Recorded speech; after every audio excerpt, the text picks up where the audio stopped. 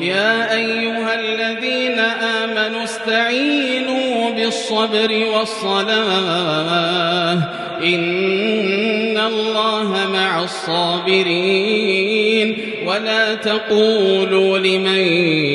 يقتل في سبيل الله أموات بل أحياء ولكن لا تشعرون ولنبلونكم بشيء من الخوف والجوع ونقص من الأموال والأنفس والثمرات وبشر الصابرين الذين إذا أصابتهم مصيبة قالوا إنا لله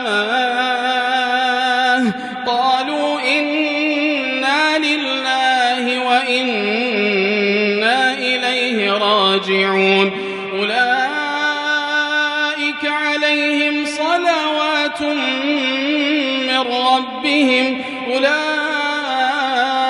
عليهم صلوات